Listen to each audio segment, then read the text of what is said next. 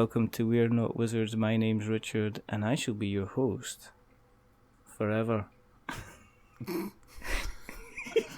I mean, based on the last few episodes, I think there's been one constant across this podcast, and it's you. It is. Now joining me, he's talking away in the background. He's been on before. He's kind of like, he's beyond a repeat offender. He's now effectively on parole. Ooh. It's the rather wonderful, it's the rather fantastic, it's the rather freshly out of handcuffs. He may be a man by himself, but he's definitely your one bro. Oh. When he teams up, he's not just one humanities, twin humanities. It's the rather wonderful, the rather fantastic Mr. Patrick Stardust. Hello, everyone. You can call me Paddy, though, internet. Thanks. I always like coming on there because you're always really nice. It's like getting an audio. It's like getting an audio blowjob. It's really good. And we're switching the iTunes to explicit for this episode. Thanks for having me. Oh, it's good to be back. Well, I counted. This is appearance number 4. I know. Because I listened to the last episode I was on, and it said it was at number 3. So I just figured I'd add 1 and figured I'd get the right number. It's always a good thing to try and just make these things up and hopefully that they hit, because people are going to go back. But this is what I find out, is that people go back and listen to previous episodes, because occasionally I'll look at the download thing and I'll go, oh my goodness, you're listening to that, and it's like, I wonder what I said on that. I'm really kind of concerned what I kind of said on that. I think the worst thing... No, I like that, because every now and again we'll get comments on old episodes on the YouTube particularly. It's like, who's just found that? What year is it? You're looking an episode from 2015, and I'm getting YouTube comments like, "What the hell?" I think I have short-term memory loss or something, because I'll not remember what I've said, and then I'll listen back to quality, and I'll be like, "What'd you say that for?" And then my favourite is if it's a recent one, and you listen to yourself having a conversation, like I did when I listened to our last episode that I was on here with. I found myself almost saying the thing that I would have said on the podcast, as I said, this would be a good retort to, oh, I said that. Okay, fine. I got to write that down in the show notes to make sure that I add it in. It's really disjointed. It's really disjointed. It hurts. Because you want to go, yeah, that's what I would have, oh. I did. I'm just such a disappointment to myself. Or maybe I'm not. Maybe I'm just living up to my own expectations of what I'm going to succeed at in life, which is always pretty good. The admin part, because you got to do admin. Admin? Yeah. Boo! Don't say that. I do charge an admin fee. These are. It's like do you know what? I was trying to think of a GDPR joke, because I was gonna say, kind of like, and for people who haven't listened to the before, you will realise that our terms and conditions and our privacy policy has changed. We're now not allowed to know if you're a wizard or not. Exactly. I can't even weed these people out. They're just listening in regardless. And if you do decide to disclose if you are a wizard or not, the information can only be used for the purposes of the podcast. We're not allowed to share it with anyone without your express permission. If you wish to see whether you are a wizard or not, you can contact We're Not Wizards at any time, and we'll reveal that information back to you. And we're not allowed to charge you for that either, unless it causes unnecessary and unreasonable amounts of work for us to provide that information to you. But thanks for everybody for joining us this evening. Yes, this is the wonderful Paddy Smith, who has been on before many times and is a fantastic and wonderful and worthwhile human being, as you're about to hear. The reason that we do this is because I'm addicted and I can't stop. And also because the Jeremy Greer of cardboard. The Jeremy Greer of cardboard. Wow. And the other reason that we do this is because we had a Twitter conversation, and we go back and forward, and we said, "You coming on again?" You went, "Yep, I've got stuff to talk about. Let's get this stuff talked about." So that's why you're back on today. You've been well though. You've been busy, because let's touch on some sweet things. I did kind of, I guess, in a kind of a cryptic manner in the intro, mention about your one bro. Yeah. Because at time of recording, you had successfully completed a one bro run through the original Dark Souls, and for those who aren't aware, Dark Souls is potentially one of the okayest games ever. And you did a run which meant that you didn't level up, but you leveled up all your weapons, and you beat all the bosses. But not my body. My body was a pure baby body, level 1. Glass cannon. Glass cannon. Well, for those who don't know what Dark Souls might be, because this is a cardboard podcast, remember Dark Souls, the board game that came out last year? This is the video game that was based on. Was that necessary? It stays. I don't know. I think just run with it, and then if we lose people, then we'll just lose people. And I think 2 years ago, I decided to do. It was like a charity stream initially. I was going to do it for work, raise some money. I thought it'd be a laugh, try and see how far I could get in one go. It was level 1 go. And I think I did like 9 hours, and I got about halfway through the game, got to Anor Londo, which is like a really like the big midpoint in the game. On the one stream, I was really happy with it, and then I kind of drifted away and thought, do you know what? I'm going to finish this. I can do this. So I ended up doing it back on YouTube again, and I kind of drifted on and off for it, but I think the last 2-3 months I've really sort of tripled down and just got on with it and finished it off. I think I was releasing an episode every day for the last 2 months. You were like me on podcasting.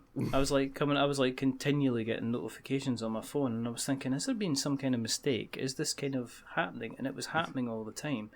But towards the end, you got creative. Yeah, the thing is, so you can only beat a boss, or you only fight a boss so many times and have it still be entertaining. So I found this, I was fighting a guy called Artorias, who's brilliant but an absolute pain. And I decided that I got to a point where I couldn't think of anything interesting to say anymore. And I'd run every course. I was like, well, I've talked about it enough. I'm just going to go to a montage at this point. I'd sort of toyed with the idea before, and I'd sort of planned it out in the bath a couple of days earlier, thinking, I wonder what I could do if this doesn't work. And were you watching anime while you were planning it out in the bath? I have watched it in the bath, yes. Not this time. I don't watch. Well, I used audio from My Hero Academia, which is a really good show. Okay. I was watching Gintama in the bath at the time, which is it's a Japanese show. It's very silly, but the title is very, very close to, I believe it's the phrase Kintama, which means golden balls. And can I just point out at this point in time that I'm not actually stalking Paddy and aware of his bathing habits, is that this is actually in the public domain, because people will be sitting there going, why does he know how this guy has a bath and what he does when he has a bath? No, this is all public knowledge. It's very well known. It's not an issue for me. My GDPR things are very open. But anyway, I was shush.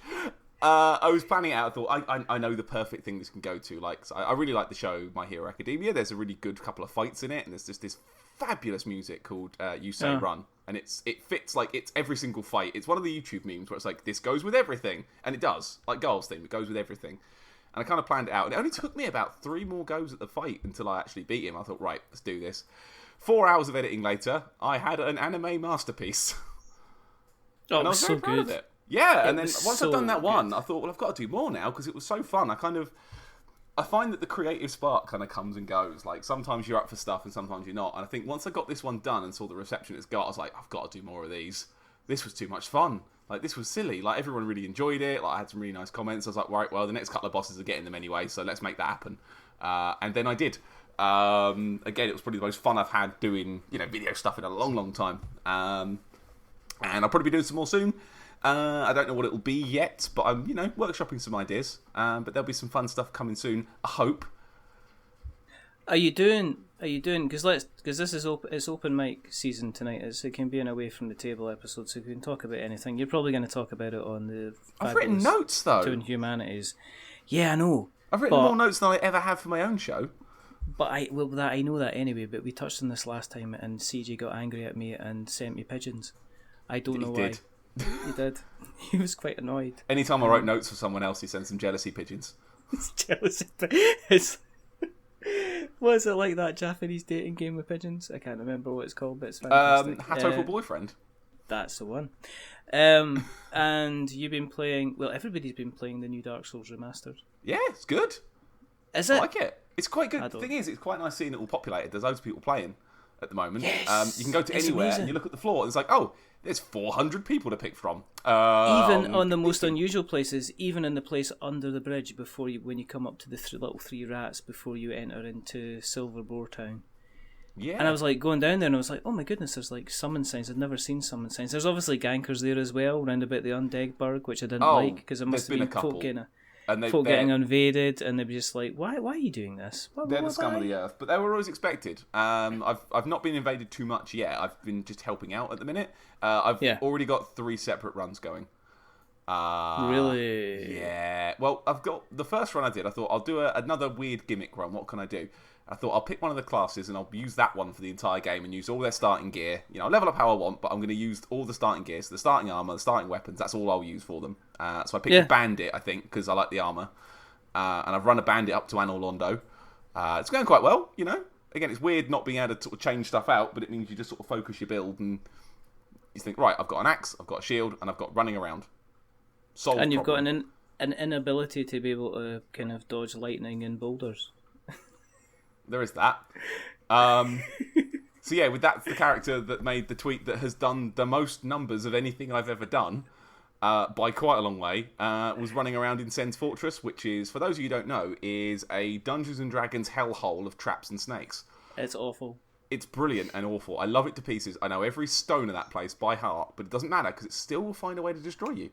Absolutely did. So I was trying to skip through an area and I jumped down and a snake man shot me with lightning and I fell off the platform he was on. A boulder then hit me and ran me over, which then proceeded to knock me off of that ledge down to a lower ledge. The same boulder then turns a corner, comes back and flattens me again.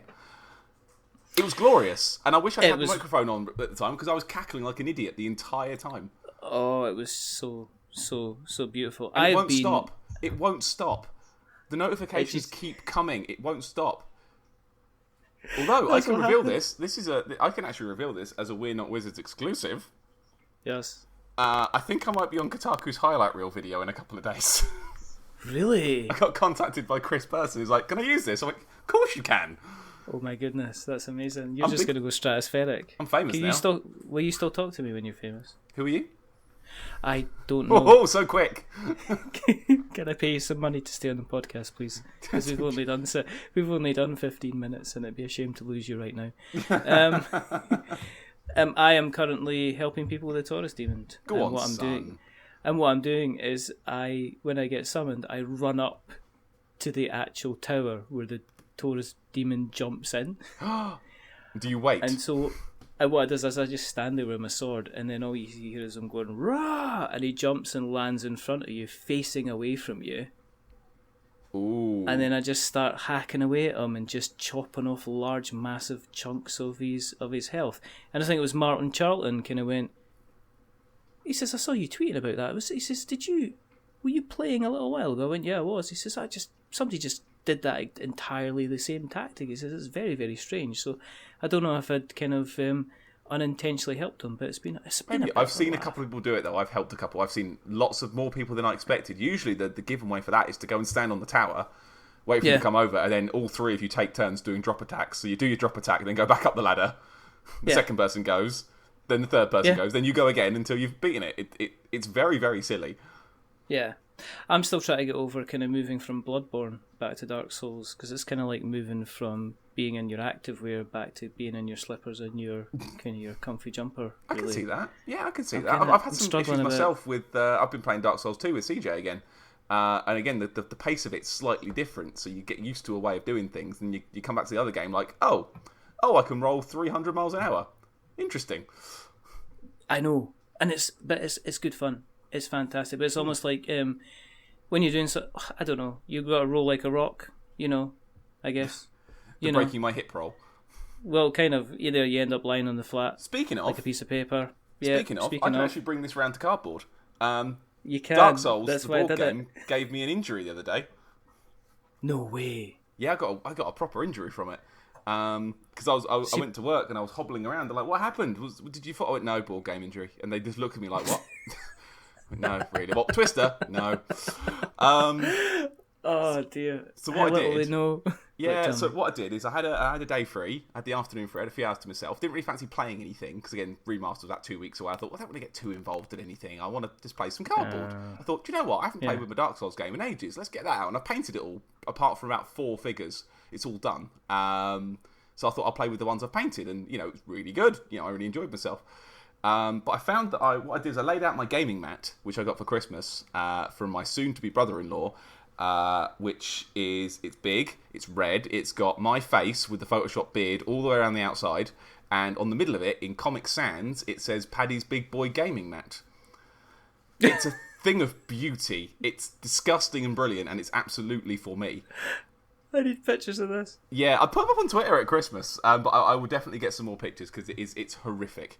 So I set it all out on the floor because it's quite a big mat and the game's quite big, and Laura had some stuff on the table, so I thought I'll play it in the front room, I'll sit on the floor. So I laid it out and I put it all out, and I was, you know, played it. I beat the Winged Knight, and then I beat the Ornstein and Smo encounter. Very proud of myself. The first time I've ever actually beaten the damn thing. We've always died near the end, but I beat the damn thing by myself. I was very proud of myself. And then I stood up, and then my right leg buckled from under me because I'd been sat on it for the last 2 hours. Oh my goodness. And I did that kind of drunk wobble. You know when you see clips of like UFC fighters and they get rocked and they kind of go Whoa! That. Paddy, I'm 43, so me getting up from any kind of couch, sofa situation, even when I've not been lying on my own leg, yeah, kind of produces that kind of whoa. Yeah, it was wobble leg, and it lasted for about 4 days. It hurt for. Really? Literally, I was limping at work. I was hobbling around. Like, you're right. Like, sort of. So yeah, basically the lesson here is don't sit on your own leg for 2 hours without moving. It might feel okay at the time, but when you stand up, oh no, bad time. So yes, thanks, Dark Souls. It's another reason to say I don't like this board game because it gave me personal injuries, kind of thing. He's still enjoying it though. Well, this is the first time I played it since I think I spoke to you last. We were talking about how we hadn't played it since, and I really enjoyed it actually. Because I played it by myself, played solo, and I found that I was doing all right. I was having quite a bit of fun. I wasn't having to sort of micromanage different people. I know it's like a different game with multiplayer, but on my own, I found I could manage. I was playing as the warrior class, the barbarian, which is the one I always like to sort of pick because it's got a big axe and it's sort of chunky bunky. And the weapons I actually got the reinforced club, which was the weapon I used in my One-Bro run. So using that, it turns out it went really well. It felt right. That's exactly what it is. It felt perfect. Got some decent armour, which meant I could sort of tank basically everything that hit me, unless I got a bad roll, and it just kind of was enough to propel me through to the end, and I was genuinely quite chuffed. And I think I can probably talk us through, or like a couple of people now, I reckon I can talk a couple of people through to a victory. I think I know enough about the mechanics now to make it work. But until we do it, and I'm proven spectacularly wrong, we won't know. But I'm really excited because they've been putting out pictures of all the expansions. They've all hit production now, and I've been looking at the different mechanics that are coming with each boss. So rather than just have a big plastic mini with a big health pool, each one of these boss expansions has its own like individual condition that comes with it. So you've got like the Asylum Demon, which is the very first enemy, like the very first boss you fight in the Asylum. Big fat guy with a hammer. And his arena's quite big, and it comes with pillar tokens. And it's got a special thing called Pillar Smash. So if you're anywhere near a pillar when it goes down, you'll get staggered, and you'll get like an extra stamina point lost, and you'll take a bit of damage, and it'll kind of knock you back. So it encourages you to kind of use your positioning. The Gaping Dragon, which is the one I'm getting, which is the giant teeth dragon, has an ability called Corrosion, where if you kind of get it, it means all your attacks cost more stamina to use, and you take more damage. And it can charge as well, so it can do the move in the game where it puts its head down and just dashes across the map, and it can do that multiple times in a single attack. So it's like, no, I'm going to die. But it's been really cool. Like, they've been putting out different things. Like, if you don't want to know what it's about, don't click forward. But I've been clicking forward because it's interesting. And there's some cool stuff coming. The only thing I'm slightly annoyed about is that some of the packs that were going to be, you could buy them later, are now going to be Kickstarter exclusives because they can't keep up with production, apparently. So the Old Iron King, I think, there's about 3 or 4 of the boss expansions which won't be made available at retail now. Just a little bit upsetting. Yeah, that is... Yeah, I don't know what that. Do you know what I don't? If something that takes production takes 18 months to 2 years, everybody's still getting the wages. and everybody's still getting paid. And I think once it extends out to that amount, you really start to eat into the kind of the available funds. Once the production kind of takes that long. So I think they've had to make a decision to say, I think they've had to make a financial decision to say, well, we have to deliver on this and we have to shut the gate on that because we've got other things kind of coming up. Because I don't think they reckoned it was going to take this long to get this stuff out. And it's a real shame because there's going to be... I hope there's a lot of people that pick it up when it comes out, because I think the shipping's meant to be in July sometime. It's July, yeah. I've been keeping up with the product updates. And I kind of understand why they've had to do it. It's just a little bit disappointing. It's like, oh, you can buy it later, so I haven't got to worry about dropping 300 quid now if I want to get all of it. I can pick up bits for Christmas here and there, but there's only about, I think, 2 or 3 of the packs actually available in shops or for purchase once it's out. I think the Dark Route expansion is going to be one of them, because that's an important one. I think the Four Kings is going to be a big one as well. But yeah, as someone who what I wanted to do was kind of have it as like a thing you can get a treat every now and again. So like for Christmas, I'll get one of the packs for Christmas and have a new model and a new thing to play with. But now it's going to be quite limited. I'm going to have to make a decision now if I want to up my pledge now and get more, which I don't think I will do because I've spent a bit too much money on board games this year, which we'll get into in a minute. But yeah, I don't know. It's a little bit disappointing, but you know, it's not like I've lost anything I've paid for. Like, they're delivering what people have paid for, but the plans to make it available afterwards aren't there.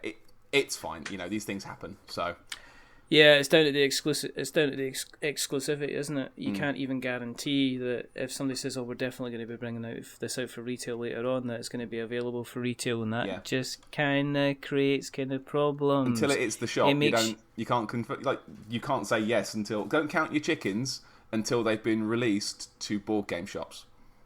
I don't know about you, but it makes me want to pick up a rock, wrap it in some paper, and then throw it at a wizard. Ooh. Oh! You crafty boy. Do you like that? That was... Wow, what a good segue. I think on the last episode you did a great segue, and I think I commented on that as well, so we're keeping it going. I have been to segue classes. We can pick a topic, and I can. How do you get to Segway classes? Do you have to take a Segway to get there? Yes, you do. You actually say, well, I'll tell you what we're going to do. We're just going to go down that street. We're going to go down that way. Then we're going to go down to Links Road. Ooh. You're very good at this. I'm trying my best. As I say, Really I've got to be good at something. Rock, paper, wizard. Rock, paper, wizard. It's not like it's this debacle that you see in the big monotonous Bang Theory about rock, paper, scissors, lizard, gizzard, Spock. No, none of that nonsense. No. We don't talk about that show. We don't. In this house. We don't. But I got Rock, Paper, Wizard for Christmas from, I think it was Laura or Mum or someone. One of the people that I know got it for me. I don't know. One of my acquaintances. Christmas was 6 months ago now. I don't bloody know anymore. And I thought you'd be interested because, you know, it's a game about wizards, and I know you don't like games about wizards. And if you get a choice, you pick a character that isn't a wizard. Unfortunately, every character in this game is a wizard. You're just going to have to go with me on this one. I'm gonna listen, but I am actually really, really gripping the desk. You're just leaving the Skype call for a while. I am just gonna. You go and tell them. I'll tell them what it's about. Okay, you tell them what it's about. I'm just gonna be over here. Okay, I'm just gonna be right here. You go over there. Okay, you be safe. Okay. Okay, so I'll go. Okay, so Rock Paper Wizard is basically a game where the premise, it's like a heist that's gone bad. It's a bit like Reservoir Dogs, but if everyone was a wizard and there was a dragon. So basically the setup is that you are all a team of wizards that have gone to go kill a dragon. You did that. The dragon's dead. At the start of the game, you killed the dragon. Brilliant. And you look at the dragon's treasure hoard, and everyone stops, and you all look at each other, and then the wands and the spell hands get raised again, and it becomes a game of, like, who can steal the most money while screwing over everybody else. So it's like a heist game, almost. Do wizards get hurt? Oh, do wizards get hurt? Of course they get hurt. I love it. So basically, it's the actual board for the game is ridiculously simple. It's literally a 9-inch long cardboard board with about, I think, 15 sort of spaces. It's like a track, like a ladder track. So you start in the middle, You've got the cave entrance on one end, and you've got the dragon's horde on the other end. And each game is played in rounds. So you play a round, and your aim is to get as close to the treasure and knock everybody else as far back as you can. And whoever's closest to the treasure at the end of the round gets some treasure. Doesn't matter where you are, as long as you're the closest, you get loads of treasure. The second closest gets a little bit of treasure, and so on and so forth. And you've got to hit a certain point of treasure where I've got 20, I win. Yeah. And the way that you move around, so each round is played out with an extended sort of game of rock, paper, scissors. But rather than throwing rock, paper, or scissors, you throw one of 5 spells. The way the spells work is you've got these big, really like oversized spell cards, sort of like bigger than your phone, like big. Oversized spell cards, and they have a hand gesture on it. They've got a picture of a hand gesture on it, and then when you start to play the game, what you do is, depending on the players that you have, you'll decide to point your hand gesture at a particular player. Yeah. I've played this game. Have you? I've played this game. Oh, there you go then. You'll know how good it is. It's rubbish. It's got wizards in it. It's really fun. So you have 5 spells to choose from, and they'll be categorised. You can only have 2 of a certain kind. So there's red, blue, and green. I think red ones are damaging, blue ones are moving, and green ones are other weird stuff. So you've got to have 5 spells out, and they've got to be of different. So you can't just have all move cards. It's got to be a good mix. Each spell is a real D&D spell, taken and adapted. So you've got like Fireball, Confusion. You've got Misty Step, which lets you kind of transport yourself to where somebody else is. And these are done by literally you hold your hands out and you go rock, paper, wizard, and throw your hand across. Point at the person you wish to cast the spell at using the hand gesture that casts the spell. Now, every time I've played this with new people, the very best round is always the first one. The first time I played it was at Christmas with Mum and Dad. So it was me, Laura, Mum and Dad, my sister and her fiancé as well. And we sit around the table and we look at the cards. We go, everyone ready? Okay, you're going to go first. All right, are we ready for this? Okay. And rock, paper, wizard. 6 hands shoot out across the table. And we all sit there frozen for a second, not quite sure what to do. Like, right, what? And we've all got to hold our hands up. And like, hang on, what are the Wait, hang on, Mum, you're first. Right, what did you... Fireball. Oh, damn, that was aimed at me. And you sort of move your characters up and down. So some spells will push a wizard back. Some spells will switch you over. Some will let you move forwards while taking someone's gold. There's lots of different things you can do. It's about sort of guessing what the other people are going to do. And going first isn't always necessarily an advantage because people know you've gone first and will try and use that to bring you back towards them. But it's really, really silly. There's a confusion one, which means that you move the target of your spell 1 person to the right, which can involve, I think, 3 times ended up with someone pointing their spell at themselves. Because you count as a target, so if you've aimed at the person to your right, and they go, oh, yep, confusion, I'm going to fireball myself now, please, oh dear. Every single game we played ended up in arguments. Like, good arguments, like funny arguments, like, oh, you sod. Oh, what? No, why are you, again with this? I really liked it. Like we've played a couple of games at Christmas with my dad. We've played some with other friends as well, and it's always gone down really well. It's quite easy, is the thing. Like it's really simple to understand.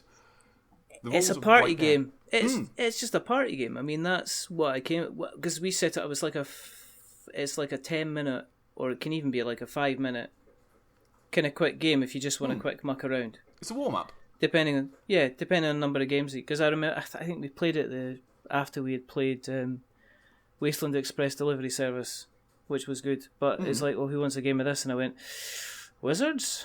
Really? Would it have been better if it was like rock, paper, druid? Rock, paper, vomit would have been fine. Anything but the W word. Anything but, it's like, it's just like a trigger warning. But anyway, but it was good fun. It was good fun if you have people who are kind of wanting to double and second guess what other people are doing. It's a really good kind of mind game. You can really mess with people kind of all the time. It's like it's the Derren Brown of kind of like warm up games because you can pick the same person to the point that they think you're always going to be doing that spell, and then you just keep doing it anyway. And just kind of regardless. I mean, I had to leave, so I did kind of tap out kind of early, but it's definitely something I would kind of play. I like the fact it was kind of like, it seemed to be it had really good production values. Oh, it's gorgeous. Really, really well put together. It's like the cards, those massive cards are lovely, aren't they? Oh, they're really, really nice. Really, really kind of nice to kind of look at. And and it was really, really good fun, and it was pretty, it's really, really quick to play. And yeah, I'd probably play it again, maybe if I was paid a reasonable amount of money. Okay. But anyway.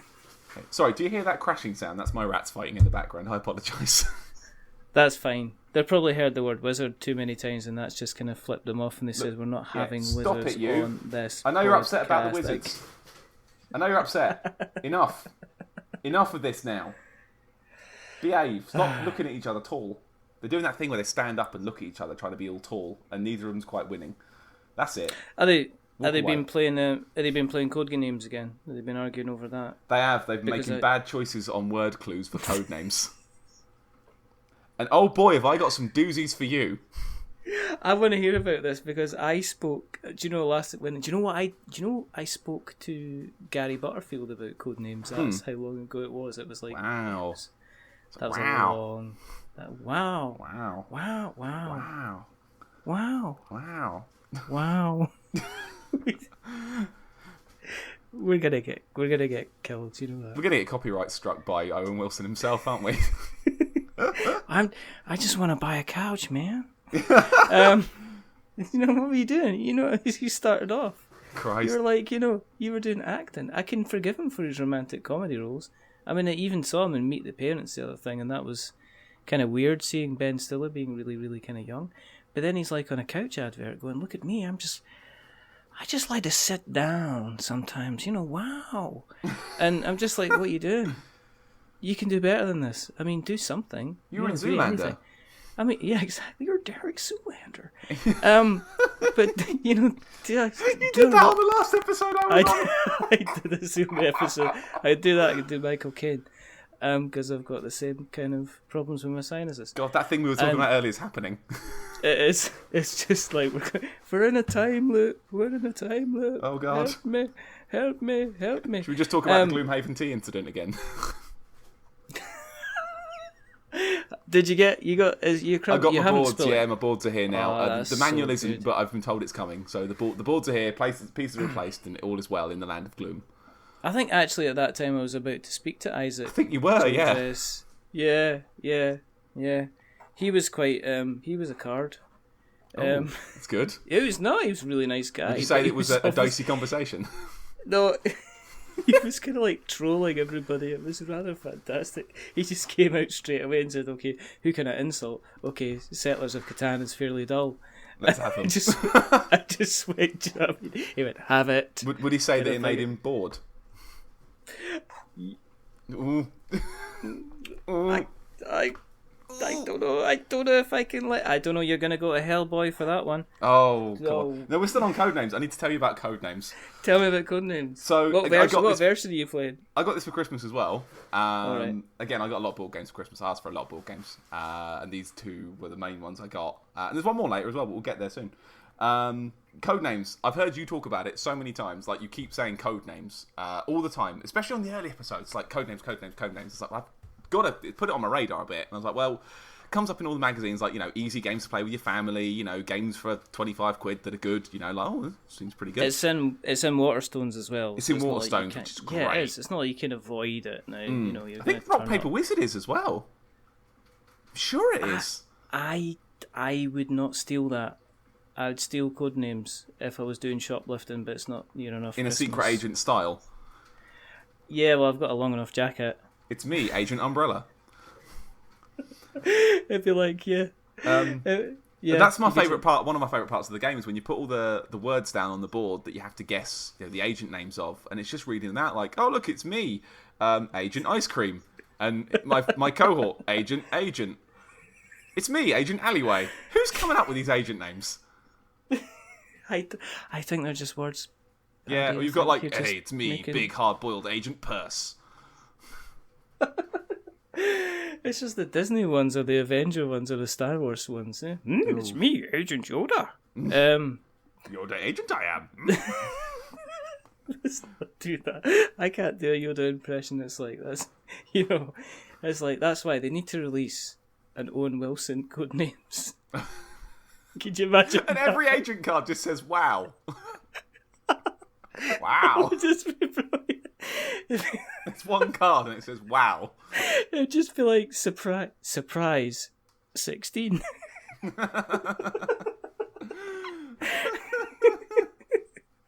Wow. In fact, it'd be wrong because it'd be surprise 8 because there isn't a And if you turn over the spy card, the black spy card, turn it over.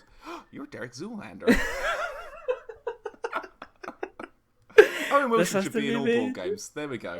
We've we should just have. I'm going to speak to Isaac Childress about getting him added to the Gloomhaven board game. And it's like the Gloomhaven box. You know, you get all the figures in the little white boxes. Mm. And you it's like a secret sealed box, and it just says "Wow" on the outside. You open up the tab on the inside. It just says, "Wow." It's really squeaky wow because he's a miniature Owen Wilson. A tiny Owen Wilson in a box. Oh my goodness. Let's talk about my dad for a bit. Right, My stupid father. I actually missed a thing earlier talking about Rock Paper Wizard at my stupid father. Dad's not brilliant at games. He likes to play them. He's not good at them. However, he's oddly brilliant at Small World. He has won every game of Small World I have ever played with him, and he doesn't know how either.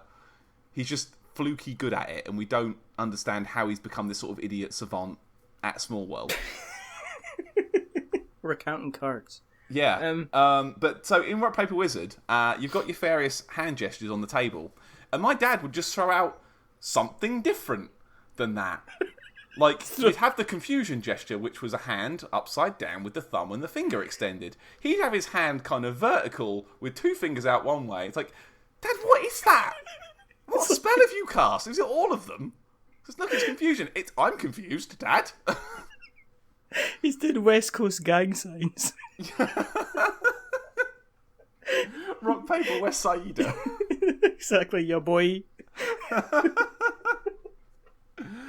You can't. What spells that? It's the popping a cap in your ass spell. It's like that. Confusion. Yep, definitely. Yeah, it was very bad. Like he's not good at anything. We have to kind of do something specific. He's very vague on these sort of things, which leads us to Codenames. He's done some things. I'm gonna go in order of severity from least bad to most bad.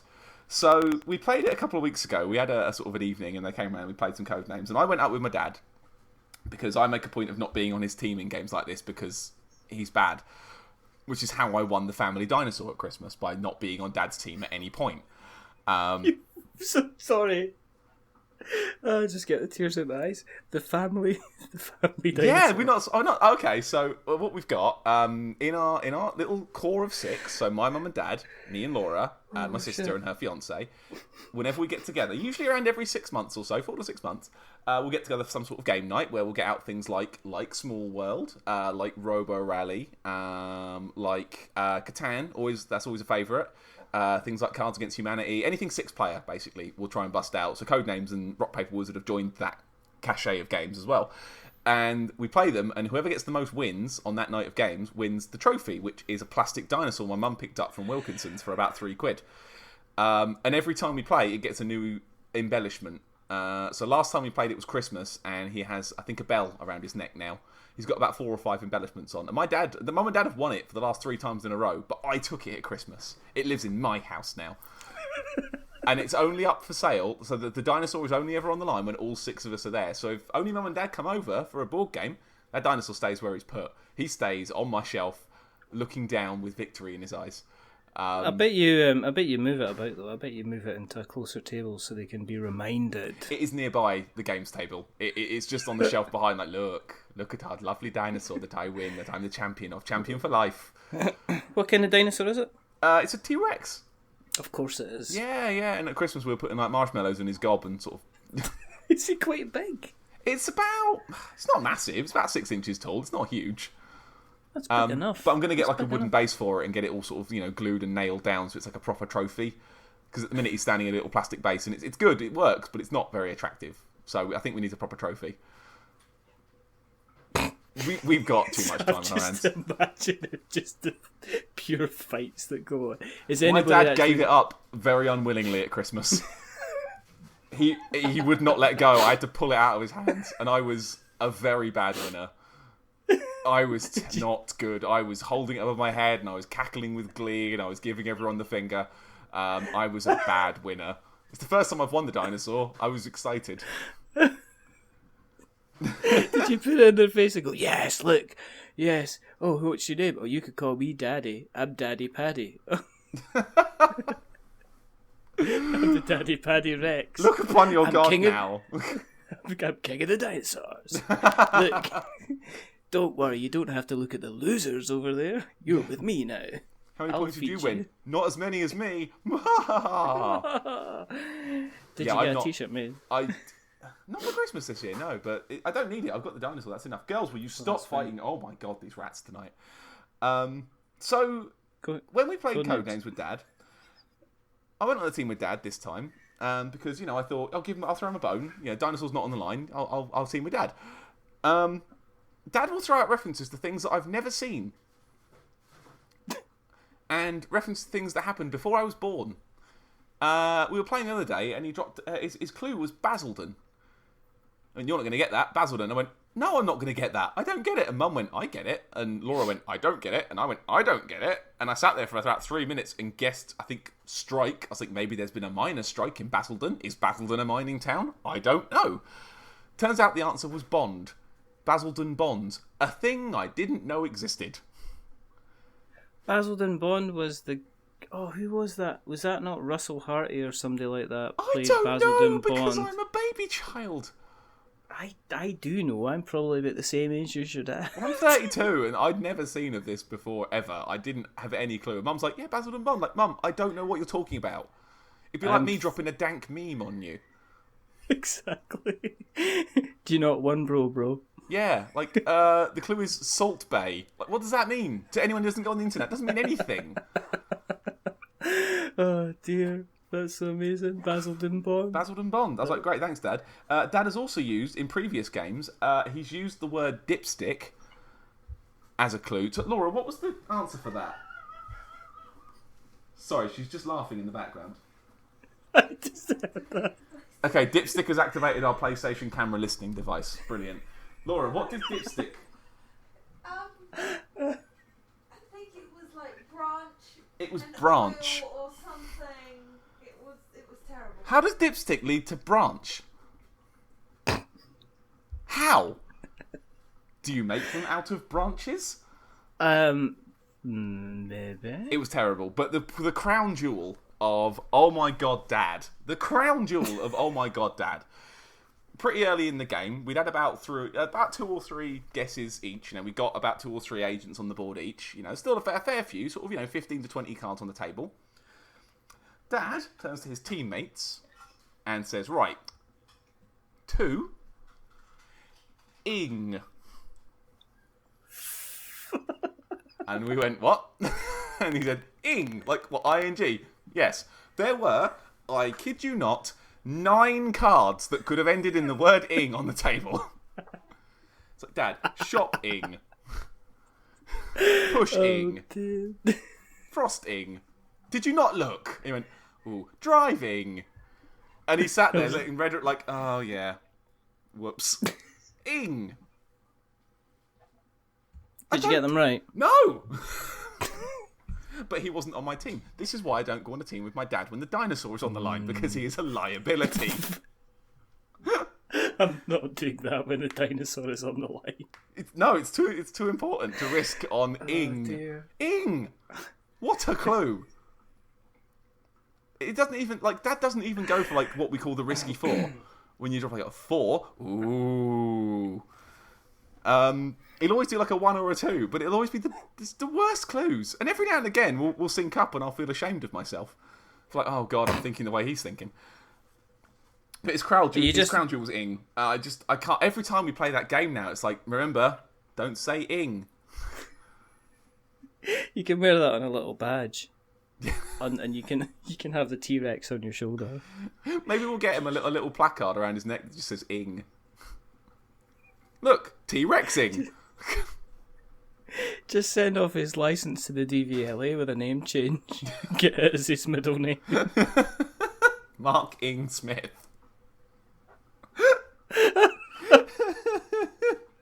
So he doesn't notice. Just make sure everything that he touches. That'd be Turns so to ink. awesome. Can you imagine that? Passport changes and stuff. Just put the ing. What's your name, mate? Look, I lost a bet, alright? Exactly. So yeah, but otherwise, apart from my stupid father, I really like Codenames. I'm really glad we got it, and it's a real good, easy party game. Anyone can play it. I know you've talked plenty of sugar about it on the show before, but Oh yeah, I love it. Yeah. love it to pieces. Like genuinely, and we're looking at other versions of it as well now. Like there's the picture one that's out, and there's the 2-player one I think as well. It's like, oh, I wouldn't mind a couple extra versions of this. This is a good game. This. Yeah, I always just played with the kids and played it 3-player, and it was always kind of good fun. And I think my brother's got a loan of my copy at the moment because I was trying to get them into playing some games, and it kind of worked. Yeah, You know, as 'cause these they've things got go, Ing, it's a pretty good gateway drug, isn't it? Nah, it was good. Oh no. I kind of like it. I like it. You can set it down in front of anybody, and All everybody ages will can do get it. Yeah, exactly. All ages can do it. You know, even if whether or not the dinosaur's on the line, regardless, it kind of really doesn't matter. But you know, you can go from games where there is talking to games where there's no talking. You're a professional. I well, you know, it's not about words. Sometimes it's a little bit about magic. Oh. Do you know what? We've just committed another Cardinal podcast sin about whenever someone does a good segue, is then stopping to comment on the segue and ruining the segue. I get that all the time. I do it so much, and I have to. I know I've done it, and I can't stop myself. It's like, that was a good segue. No, what have I done? Just anyway. two men doing a podcast talking about their segues. And we don't even do that anymore because we used to, and now we dropped it. I don't know why. Because you just evolve. There's You not know, you enough. kinda There's not move enough on. podcasts doing intros about the fact there aren't enough podcasts. Do you know what I mean? I've checked iTunes. Do you know what I did? Which was I thought I'll change. For a laugh, I'll change podcast category Okay. in iTunes. I changed it from other games to hobbies Okay. because there's a couple of folk that I hang about with that I know. Polyhedron Collider and there's a few others. Shut Up and Sit Down and everything are under hobbies instead of other games. Okay. But there's also like knitting ones. Right. So there's like A you look knitting on the podcast? iTunes. Yeah. Okay. I know. Who would have thought? Who would have thought it was a How does hobby? that work? I have no idea. So I got this pattern, right? And what it said to Yeah. use pink wool, but I actually used light red. But maybe they're just talking about it. Maybe they're just talking about patterns of old and you know the new. Maybe there's Ye olde cross stitch. maybe there's a whole new hotness of knitting out there that nobody is aware about. Maybe it is like that. Well, do you know what? Board games, in terms, and I keep saying this, it's not accessible until you know how to get access to it. True. Like Because knitting. you stumbled through the door. Maybe there's an entire world of knitting that I'm just not aware of. That people are just doing stuff with Maybe needles. there's like a whole like history section to it as well. Like maybe they go through knitting throughout the ages. Like there's a season on tapestry or something. Could be knitting, making sweaters. How do you turn that heel? You know, how do you turn that heel? Do you know Knit what I mean? one or pearl one, the eternal choice. It is the eternal choice. Do you know what I mean? Are you using? Where do you buy? Do you buy online? Do you go to the wool shop, the local wool shop? What kind of wool do you go for? You know, how do you keep up to date without looking chunky? Sheep's wool or Aaron? synthetic. Ooh. Exactly, Aaron or not to Aaron? It's up to you. Sorry, There's a whole. Aaron or Stephen. Exactly. There's a whole. But anyway, so that's what I've noticed. There's like us, and then there's a knitting show, and then there was a like Polyhedron Collider, and then there was one on My Little Pony, and then there was a fishing show, and then I'm questioning myself because I'm thinking we're back in the wrong category, but it seems to be some of the bigger guys are in the same category. Living So I'm in just hobbies. thinking. Well, I'm just thinking, are we going up? You know, is there an? And then you get paranoid because you think, so there's a knitting show that's more popular than us. We must be rubbish. You got to do your You know? research. Listen to it. They might have some good memes. I'm gonna go on and I'm gonna listen to somebody. There's gonna be somebody going, and the reason that we do this is because there's not enough podcasts out there about knitting. And I'm just gonna go. Two lovely grandmas sitting in a room knitting. And here's our special guest, Owen Wilson. Whoa. Wow. Whoa. Wow, I like to nip one and pearl one. I don't know about yourself. We're not going to do any more Owen Wilson. This is the worst segue. It's gone off the rails a bit, isn't it? This has gone off the rails. Anyway, but besides Magic Maze. Magic Maze. Guess what? Do you know what? I got this for Christmas as well. That's 3 for 3 so far. Woo. That's pretty good. This is the last one, though. This is the last one I got for Christmas. Okay. Again, saw it mentioned in, I think it was Tabletop magazine, actually. When I was getting that really regularly, I was kind of going through and noting things in there that looked like there might be a laugh. And Magic Maze always came up. So I've got to get this. It's like a massive laugh. Have you played Magic Maze? I had a shot of it, and I must admit that it didn't gel with me because it didn't work for me. There was a lot of staring. I'm not very good at subtlety. Do you think it's about how much you can deal with the staring, or how comfortable you feel with staring into someone's eyes for a couple of minutes while they don't understand what you mean? It was kind of like I was trying to do. It was kind of like, what was it? Because I didn't get it at the beginning. I was like, I've got something in my hair. Do I have got something in my teeth? I knew I ate kind of asparagus earlier on. Have I got a green bit in my teeth? Why are you looking at me? What and did then I do? at one point, they slammed down their token to say, like that, and not actually speaking. And I guess we should explain Magic Maze a bit. Yeah, we've got to go a bit granular, aren't we? So I can explain it pretty easily. So the premise is you are a series of 4 heroes who have had your stuff nicked, or you haven't got any stuff. You need your stuff before you can go on your quest. So you go to the nearby fantasy shopping mall to go and nick some equipment and get out. But because it's a shopping mall, you have to be quiet. Because if you're shouting, you can't contact each other because you're trying to steal stuff. You can't be like, go nick that. So you're not allowed to actually talk in the game. You're not allowed to make any form of communication apart from putting a big red do something pawn in front of another player, or just staring at them. Just like really intensely staring. So the way it controls, you kind of build the map as you go. So you start off with one tile, and as you kind of move around, you kind of find more tiles and build it up. But each player, depending on how many players you've got, it scales from 2 to 7, I believe. 1 to 7 even, that's wrong. 1 to 7. So each player gets control of a different sort of action. So, for example, player 1 might be able to just move the pawns north. Yes. Player 2 might be able to just move them east and use the escalators. Player number 3 might be able to use the explore function, which adds tiles to the board. So each person gets their own thing they can do.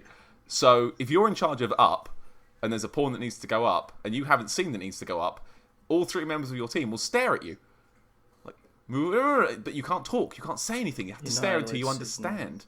And because I think we weren't quite used to the mechanics, we did the thing where the first game you're allowed to talk. So we talked our way through it to get a handle on the mechanics. I think if we'd have gone in fresh, we'd have had no chance. But the second game we then shut up, and I found definite moments where we all sat there staring at each other like, what are we doing now? There's 3 tiles to put up, what do we do? We didn't see the rule whereby when you turn over the timer, you can talk. There's a timer. Oh, right. There's a timer as well. So you have a 3-minute egg timer. So you've got to go quick. You can't just stare at the board. You've got 3 minutes. And you can only flip it when you go on a red timer space. And then once you've done that once, that timer space stops working. So you have to put a token on there and turn it over and pay attention. But yeah, you're allowed to talk when the timer flips over. And until you move a piece, once you've moved a piece, it's shut up again time. We found that really fun. I liked that bit. Yeah, our group didn't, like you say, didn't quite gel with it as much as I thought we would. I think because it was so different. Because you're not controlling a character, you're controlling a direction. You can move any character you want. Which is kind of why I don't think I could play this with my dad. Because he'd be like, am I the orange one?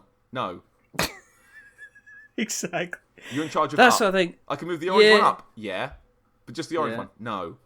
No. You can. Why not the orange one? Dad. I realise I'm now just apologising for a future dad. That might not even happen. He might not. He might actually just get it. Yeah, he's an idiot savant. He might.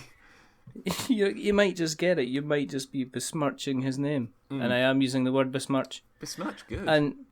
And actually making him out that he's not going to be able to grasp this, and this might be his game. He's pretty incredible because he's not good at the talking, but he might be good at the just moving things around by staring. just might be sitting there going, "Ing." You can't talk. Can't Every talk. gesture he says is just ing with his eyes. It'll be big when he you gets can't- his 3 minutes to talk. Yeah. Ing, ing, ing, ing, ing.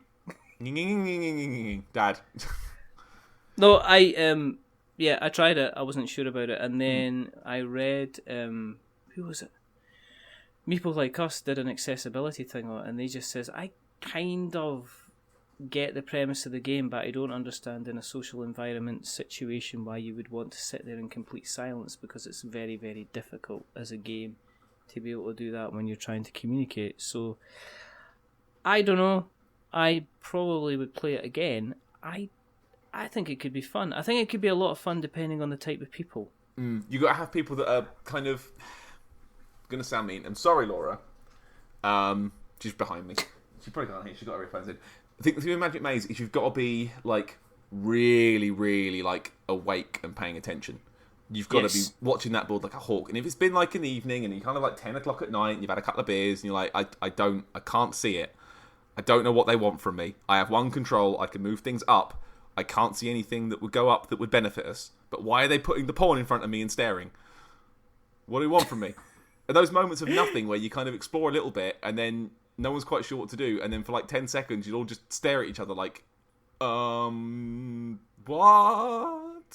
Which I think is where those moments of flipping the timer come in handy, because you can then talk to each other and go, right, we need to get the orange one to that space to get that door open, we need to get the purple one over there, the one over there, and then when we've done that, we'll go straight to the exit. So you okay? Ready? 3, 2, 1, go.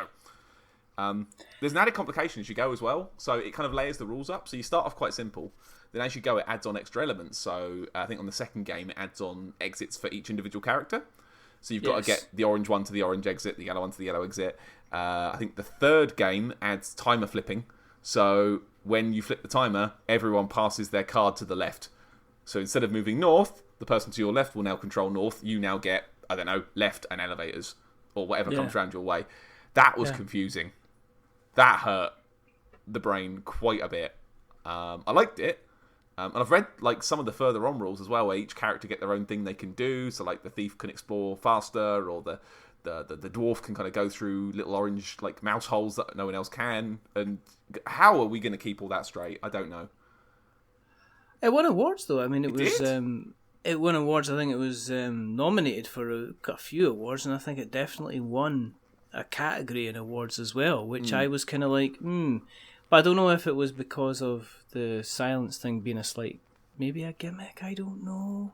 I think the silence, combined with stifled giggling, was quite funny when we played. You just hear people going,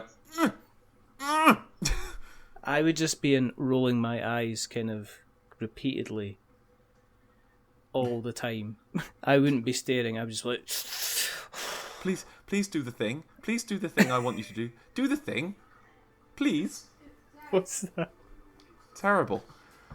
Do excuse us. Laura's controller has ran out, so the sound is playing out for TV right now. My apologies. It's okay. And we're back. There we go. There we go. Professionals we are. So let me just... No, I'm not going to edit that out. That could stay in. Laura's got to appear. Tell Laura to come over and say hello just for 2 seconds. Laura? Just so she can say Say hello. hello for a second. What? You've been told to come. She's coming over. She's on the way. Hey. She's on the way. I'll give her an earphone so she can hear you. You're on the podcast. Say hello. Hello, everyone. Hello, Laura. You are fabulous. I'd just like to say that. Oh, thank you. Well, it's nice for someone to say it once in a while. Ooh, okay. She's so mean all the time. I'm Every not, time we're on I'm anything, not, she's I'm like, "Did not, you watch I'm some of my lovely." bro videos?" She just slags me off all the time. Yeah, I did. I watched the majority of them, to be perfectly honest, because I was enraptured, and they were absolutely fantastic viewing. So everybody should be watching them because they are absolutely brilliant. Yes, you're gonna. I don't know. She's going to hell for that one. Yeah. What do you think Anyway, about Magic Maze, Laura? I didn't like it. Good. I See- didn't like it. See, it was too. I liked the silence. You didn't, did you? No. Did it hurt your head? It just. I get the idea and everything. I just didn't think, because each kind of round we had, we were trying to add in a new rule and whatever, and it just like, just.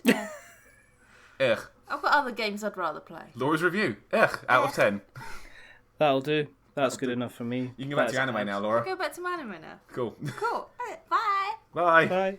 Do you know, I think that's the first time Laura's actually been on a proper podcast that I've been on ever. She Really? said "woo" in the background a couple of times and again insulted me from a distance. But I think that's the first time she's ever actually appeared. She'll need to actually come on properly in an official capacity. And she was speaking all kind of posh and oh yes, thank you. She was putting on her posh voice, her phone voice.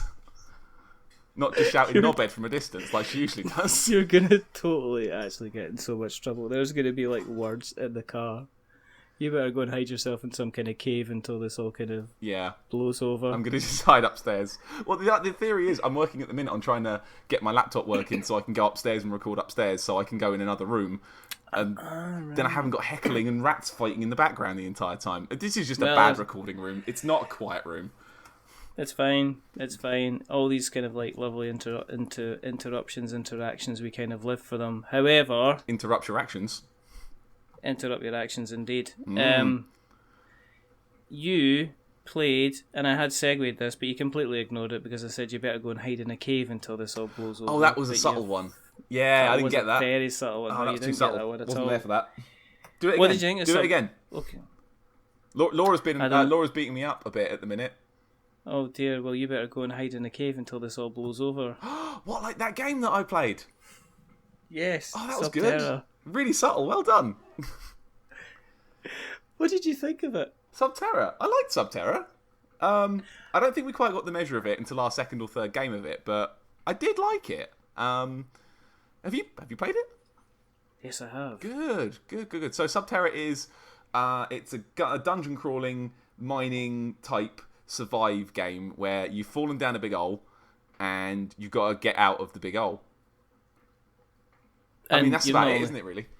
That is kind of it. There's obviously the night terrors, and there's crossing all the water, and there's the torch eventually running out, and there's a possibility that you're all going to die. Yep, floods, gas, the game, floods, and rock and slides, gas and everything like that.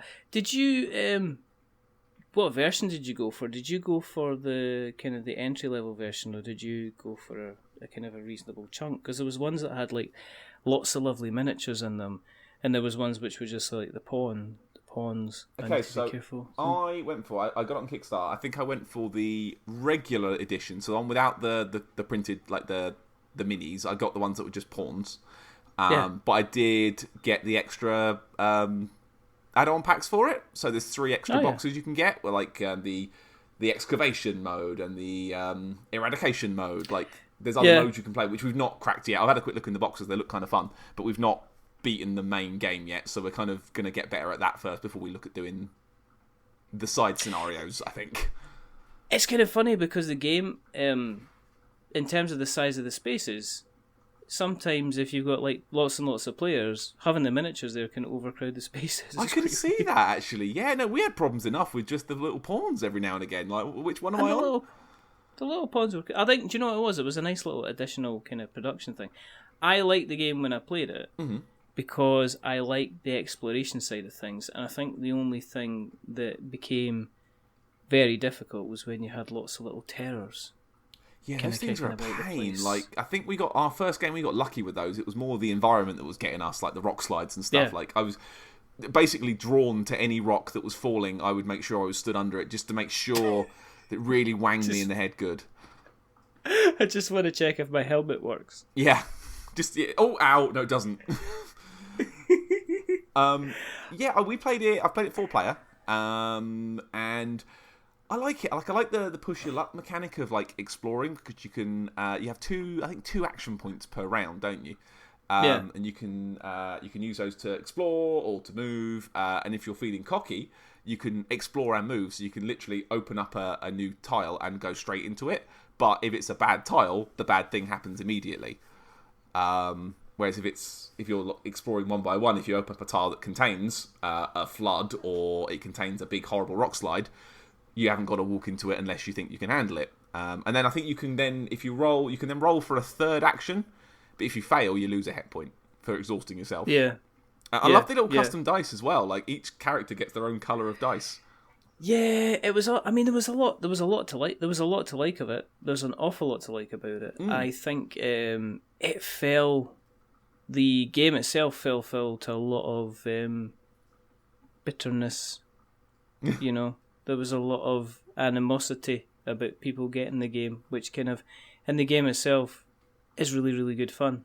And I kind of enjoyed it. Delivered in a weird thing on Kickstarter where some people got it and some didn't. I saw some talk on the thing about that, and it's quite upsetting actually, because I got mine pretty good time. I was like, is there a problem? It's fine, isn't it? What's going on? It was the guys. Yeah, I think it was the guys in America. I think it's like scaling up to the size of the business. It kind of like gets that kind of quite big. We actually had Peter Blenker, who runs Inside the Box board games, to kind of come on and chat about it, and it just turned out it's like if there was going to be something that was going to happen to a campaign, it seemed to happen to him. Jeez. All the way through. Oh no. So it's like one thing after another with people kind of shipments kind of not going astray or not going to plan or being late and all these kind of things. But as a game, it's kind of like a damn good bit of fun, but it's kind of been crowded.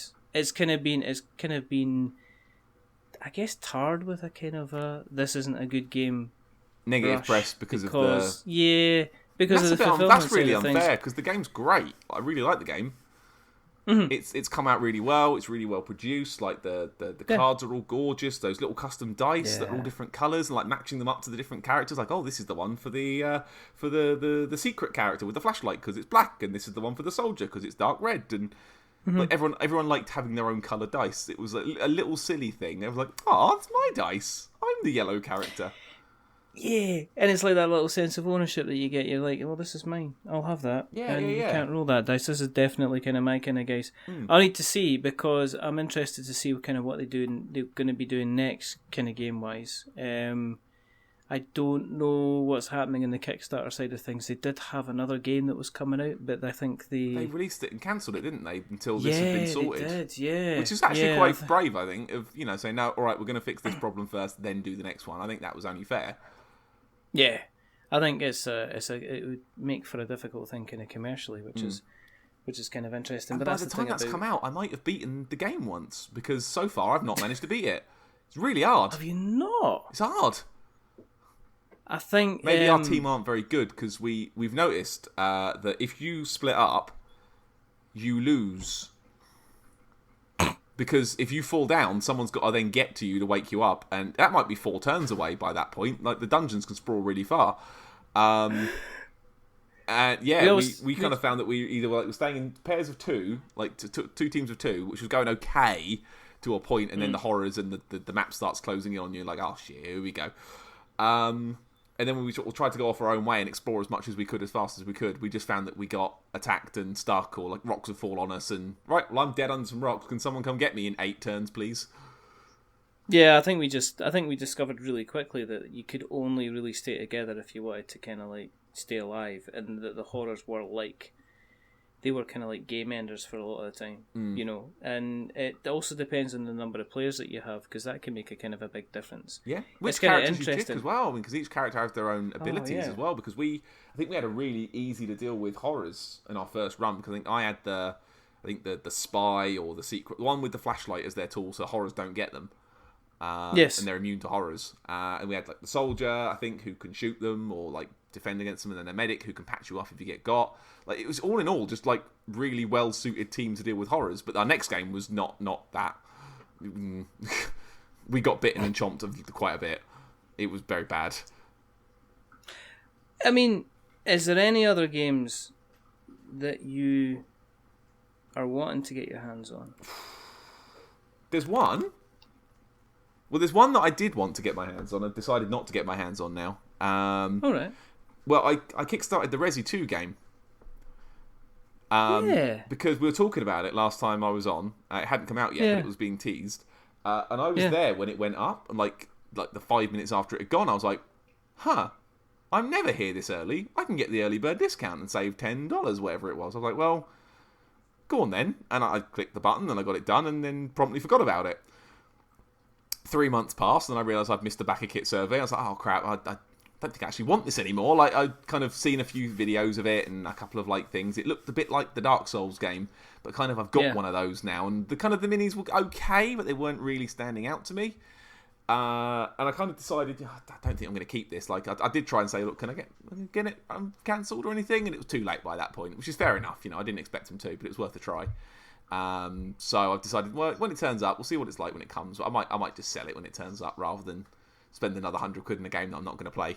Because we're still trying to get through Gloomhaven at the moment, and it's you have to kind of give yourself a couple of nights to kind of get a decent chunk of the game done. 'Cause it's quite a big setup, and it's good once it's set up, but you need that time and that space to do it. And are we going to squeeze Resi 2 in when we only play the Dark Souls game together once every 6 months? You know, probably not. So I kind of decided I'm going to get rid of it, which is fine. And then got twigged on something online, the Hellboy Kickstarter. Yes. Oh my god, those miniatures look incredible. Yes, they do. They look fantastic. I like Hellboy a lot. I've read most of the comic stuff and really enjoyed it. I love that sort of style of comic as well. That sort of chunky, quite wisecracky, but like not in a wink nudge way, just in a smart ass way. I like that all the characters seem quite, realistic in a way, I suppose. Like they're just people who make mistakes and cock things up every now and again. The things they fight are always kind of these big sort of, classic old sort of European sort of monsters like frogmen and tentacle things and just horror beasts. It's always been quite entertaining. I've loved the comics, and seeing the Kickstarter go up, it's like, oh, the minis look really nice. That was the thing that first drew me to it. Like the actual minis look gorgeous. Like, they look really good. They've captured the style of them really well. They look quite a lot like the comic counterparts. They're really well modelled. The ones I had on the thing had really well painted as well. And I sort of dug into what the game was, and again, it's almost I suppose dungeon crawler where you kind of move through an environment and you've got a case file, and you have to find clues to deal with the incoming doom, and it has a separate clue counter and doom tracker. And if the doom counter goes too high, then things kick off. But if you get the clues in higher beforehand, then things don't get quite so bad, and you've got to kind of balance the two bars to get it done. And everything I've seen in the game, it just looks like a fun game, and it looks a bit different to the Dark Souls one. It's more case file based rather than randomised dungeon each time. And the amount of stuff they're putting in that £90 box is frankly obscene. There's 116 miniatures in that game now. 116. It's just, ridiculous. And then to put it into perspective, you can be paying. You're going for the Games Workshop stuff, you don't get that much. There's if you're looking at your Shade Spires of this world, or you're paying a small fortune for not as many miniatures in that. And I think that's just the way that Steamforge did it. They ended up, it ended up on almost 1.5 million. It did, yeah. Which I'm surprised. I was expecting kind of like a little bit more, and I don't know why. Because I really liked it because of the artwork. As you know, I'm a sucker for artwork. If I see something, I like the fact it was in. They could have gone two ways with this. They could have gone the let's do it like the film, which would have been acceptable. Been fine. Yeah, I like the films. Del Toro did a fantastic job, as far as I'm concerned, of putting that onto the silver screen, and did a fun job with it, and I really, really liked it. Even I like the Golden Army. I'm going to say that. I liked it as well. I thought it was a good film. If it's on, I'm going to watch it again. I don't own a copy of the film, but if it came on, I'd be considering that a night well spent if I was tucked up again and was watching, if I was watching Ron Perlman doing his thing. I could watch Ron Perlman do his thing all day. I love Ron Perlman. He's fantastic. He'd have made a great Judge Dredd. What a chin.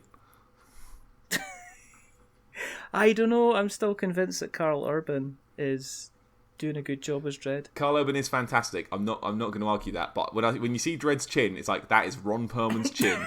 That's Ron Perlman's That is a chin. That is a granite slab of a chin right there. Could you give him Ron Perlman's chin? Could you just give him it back, please? Oh, thank you. Someone in the comics, there was a thing in the comics once where someone faked his way in. He pretended to be Judge Dredd by putting a fake chin on his own chin. And it kind of just comes off on like elastic on the sides, like, so forgot that you're such a big Judge Dredd. I love those comics. There's such pulp weirdness. I love them. I'm kind of amazed there's not been a Judge Dredd like board game type thing in Mega City 1 yet. I know there's a few like gang fight ones. There's ones where you fight the judges versus the gangs, and I know there's a card game coming out about block wars where you have to kind of fight between two different like a fight between two city blocks, and then the judges can turn up in the middle and kind of shut you down, and each card you have on the table represents a window, and you're sort of shooting out of a window, which is kind of cool. I like it. But I'd love to see like a proper kind of like, crawling through a city block with a couple of judges, sort of scouring through, taking out bad guys. I'd really enjoy that. And with the sort of the level of content, that those games, the universe has, that the comics have, you could do so much weird stuff with it. You could do, block wars with it. You've got teams of people hating each other. You could do the story where the entire inhabitants of a block turn into monkeys because someone was making a de-evolutionizing serum that somehow got in the vent. Oh dear, that always reminds me of that Spider-Man thing. You can change DNA. You don't have to change people into dinosaurs. Yeah. You could cure cancer, but I like changing people into dinosaurs. I really like, and any stuff like that, like Spider-Man. The season 2 of Spider-Man was all about turning people into animals. The cartoon, from the 90s, with the Neogenic Recombinator. When did they come up with a name like that? It's so good, and it sticks in your brain. It's never left me. It's never going to go out. You've probably lost an important kind of brain function. Yeah. You're gonna be like, no, all I need to do is if I can just sew this, put the thread in this needle, I can save this person's life. Oh no, I've learned this word instead. It's not working. Oh no, my hand-eye coordination's gone to shit. Everybody's gonna die. Damn you, Neogenic Recombinator. Owen Wilson comes up behind and goes, wow. So yeah, back to Hellboy. The amount of content they're putting in, like, there's loads of different scenarios. There's loads of like characters from the comic. Like, they're not even kind of picking from the films. They're picking like really kind of interesting characters and interesting stories and plots from the comic as well. And the minis they're releasing. And there's a couple of bonus packs you can buy now as well, where like Hellboy in Mexico, where it's him and 3 clone things dressed up like luchadors taking on, I think, a Chupacabra beast, and it looks really nice.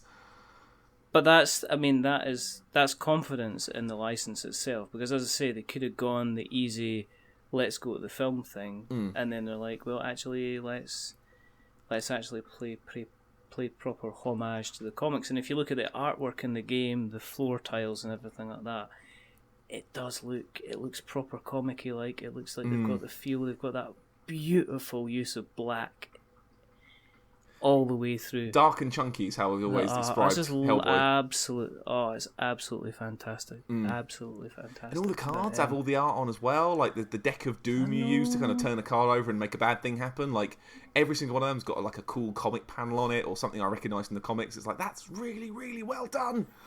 Ooh. I want it, but I can't, because I'm potentially moving house and that's going to cost money and I can't. You could build a house out of all the board games you've bought on Kickstarter. It would probably be cheaper. I know, potentially. But the only reason I was allowed to buy this, and Laura will back me up. I wanted it, but the only reason Laura allowed me, and I allowed myself to buy it, is that I'd get rid of the Resi game. Like, I just don't have enough space in my life for games of that size anymore. More than 3 or 4 of them, and I've got Gloomhaven, I've got the Dark Souls one. I don't need 4 giant boxes that I'm only going to play once every 3 months. I had to make a decision, and I think if anyone wants to buy a copy of Resi 2 when it comes out, you can just flip it. You see it all the time. Thanks for listening to my extended advert for my copy of my eBay listing of Resident Evil 2. You don't. You can put it on a face. You can put it on. There's a Facebook group for selling games, and you see people that have basically got the game and it's not even out the cardboard that it's been delivered in. As much as it was upsetting, I'd love to have that bit where you pop all the cardboard out of the punch boards, but no. You got to keep it sealed if you want to sell it, and you can probably flip it for a good money because there'll be people that'll be willing to pay it. I've always been if it's worth the loss of money I'd get on selling the game for the satisfaction I get of popping all the cardboard out. How much is that worth to me? But you could just go and buy a cheap game and just pop all the stuff out of that. Yeah, but high quality cardboard though. Ooh, the poot. Just a little poot. I suppose. And then you can make it challenging because you can go through and work through all your fingers and you can say, right, this is my index finger's quite strong, middle finger's quite strong, ring finger's quite strong. Oh, pinky's a bit weak. I'll need to build on that. And you could do like a training video of you trying to pop out cardboard with your pinky and failing and doing like a training montage. Rising up, Or back on the street. Just sort of poking ineffectually at it, like, no! just like that. Just like that, yeah. Just Then and it then cuts what to you a do is you close-up work. shot where I've got like a cocktail stick with marshmallows on the end, and we're doing barbell push-ups just with a little lifting finger. it up like that, yeah. And then you get to the point where you're like, you just see you gracefully running out of Tesco's with like 2 shopping bags in each of your pinkies, and you're running and you're running and you're lifting it above your head, Running up the stairs. and running up the stairs to the top with pinkies in both hands, having successfully lifted the shopping. And then it cuts back to you just like it's complete silence. And you've stripped off down to the waist, and there's a slight sweat on your brow as you take your pinky and you've lined up 3 punch boards all at once. And it's the most giant pinky you've ever seen. It's like a thumb at this point. It's enormous. It's like a leg. And as I punch It's through like all a 3 leg. balls at once, the cardboard Just like pieces that. shoot out and land in the sun. Embedded at the wall. And you turn round and you've got the Bruce Lee face on. And you're going... And then it leads on to a whole One Finger anime series with a spin-off. One finger And man. Q5 years later, and you're in your own board game. And one of the stretch goals is an actual finger Oh. that you can put over your own finger that looks like a leg. Foot on the head. Fuck, that's just ridiculous. Speaking of comics, you reading any comics How at the did we moment? get there? Just trying to trace back how we got there, and I can't remember how we were doing. You gotta know when to hold them, know when to fold them. Comics. Am I reading any comics? Am I reading any comics? I'm reading a lot of books at the minute. Actually, I'm not reading much comics. I mean, I've always got Dread on the go at any point, which is just that's what I am. I'm reading a fair few books. Yeah. I'm going through the Discworld books again, the Terry Pratchett ones. Really? Because I love those books. I love them to pieces. And God, here we go. For Christmas, mother-in-law got me the last one. And I've it's going to sound really bad, I've not quite been brave enough to read it yet. Because I don't think there's anything wrong with it. yeah, I was really upset when Terry Pratchett died. Is that the one where is that the Granny Weatherwax one? Yeah, it's one of the old Tiffany ones, sort of the young witch in training, and I just Tiffany Aching. that's the one, yeah. And I just haven't been brave enough to sort of like, do you know what? I want to read them all again first before I get there. Like, I want to give this its proper dues. Like, I love that. They're a big part of growing up. Yeah, when I was sort of 11 or 12, Mum started working at a library, and that was one of the first things I got out of the library. I think I got a copy of, I think it was Mort was the first one I read.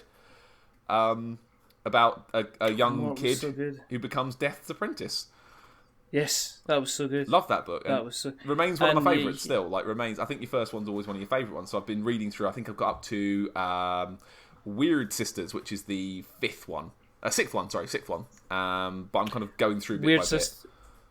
Weird Sisters is the take on Macbeth, Yes, I think so. and it's got a brilliant line in it about the king saying that his fingers were covered in bandages and he still couldn't get the blood off his fingers, and he was going to try the cheese grater tonight. And I just thought that's amazing. That's so kind of evocative. My favourite book in the Discworld series is probably Night Watch. Yes, I hoped you were going to say that. I really hoped. I've read that book about 7 times. I love it. I have got to the point where I have read. I read that book and then I'll go away from it for a couple of months and then I'll come back and I'll just read it again, and it's still very, very. I love it. Yeah. I just love its kind of peak.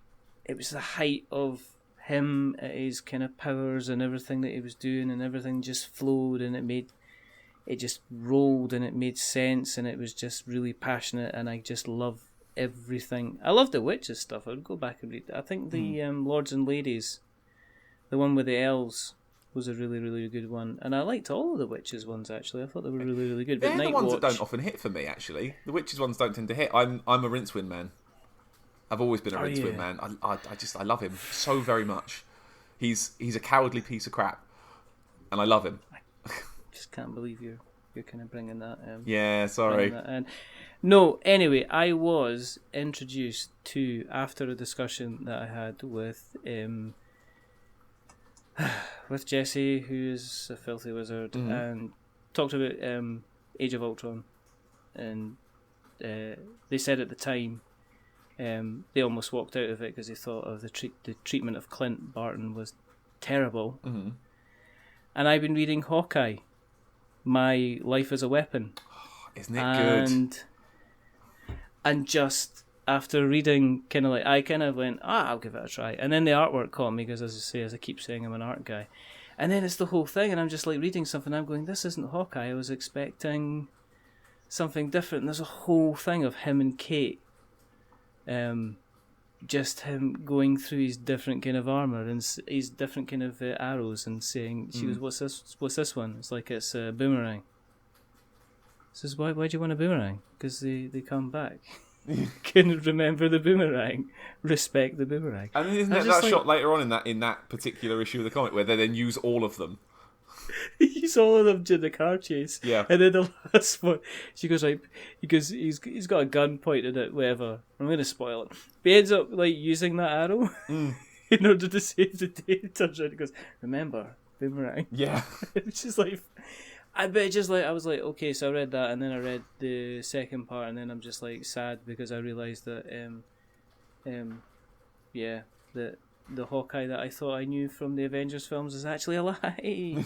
It's crap. Different universe. It's okay. He's the same character, but different universe. They'll meld them together in a while. Don't worry. No, There'll be an event. I just can't believe it. I'm just like so totally disappointed. So I read that, and I finished off Batman White Knight. Oh, I've not read any of that. I've heard it's incredible. That's so good. That is so good. I mean, I know we're moving away from cardboard, but it's my show, so... Well, they're printed on paper, which is almost cardboard. They are kind of printed on paper. It is it's pressed and printed trays. So, yeah, I mean, come at me with your internet-y fire, people. Yeah, but I read that, and that is incredible. That is definitely worthwhile. It's worthwhile reading it just for the last panel. The last panel alone, I just went, whoa! I love that kind of noise. Oh, it's just, whoa! No, it was that. It was like, yes, and it was like, no, because the kind of the premise behind it, quite simply, is that the Joker's cured. Yeah, that bit I know. And then, yeah, and then he turns around, and he says, "Oh, hang on, are the citizens of Gotham actually paying for all of the damage that Batman does when he's chasing supervillains about?" So it kind of like, it completely tries to turn it on his head, and he's like trying to prove himself to be who he is, and it's just fantastic. It's just worthwhile. I devoured that, and kind of like as soon as it came out. I've heard nothing but good things. Like, I've nothing but things about it. So it's just I got it on Comixology, and it was one of these things that it was like kind of, I read it, and I was lucky I read it until the last issue was coming out this month, I think, and then the rest of it had been out before. So you know what you do is like Comixology is awful, terrible thing, but you were kind of like reading the whole thing through with the guided view thing that they've got, so you can just flick through and it takes you through the panels, and it's really, really nice way to kind of just sit back. You can just read it on your phone, and it's really, really cool. But then it gets to the end, and it's like, do you want to buy the next one for like $2.99? I was like, yes. Press the button all the way through, but it's definitely kind of worthwhile. Oh, that's right. So I haven't read much of the big two in a long time. I'm a 2000 AD man now, through and through. Yeah. And I like buying my weird sort of alternative-y type comics you find here and there as well. Yeah. I read a really great thing a couple of months ago called Day Tripper, which is, I don't know who it was published by, but it was a story about a guy, and by the end of the first, it's about sort of 7 or 8 stories that they're in there, and at the end of the first story, he dies. And then we carry on, but he's back alive again, and he's a different age, and then he dies in a different way, and then he's a different age, and he dies in a different way. And it's like, I wasn't quite sure what it was at the start, but it was really poignant, like really just like nice, really sort of very low key almost. Is this the one that says Bras de Olivia Domingos? That's the one. Yep, that's the one. Oh, don't. Oh, you've got the collected editions. found it in a charity shop for like £1. Really? Yeah. It's like the whole thing is like £7 on Comixology. It's great. It's really good. I liked Is it. it? It's very poignant. It's not quite what I expected it was going to be, but I did enjoy the. I just sat there one night in my special library room where all my comics live, and I just sat and just read through the whole thing, and then went to bed a bit sad. So, I've kind of I've kind of got back into kind of like the comics. I don't know why. I think it's because for me I kind of gone off Netflix a bit. Okay.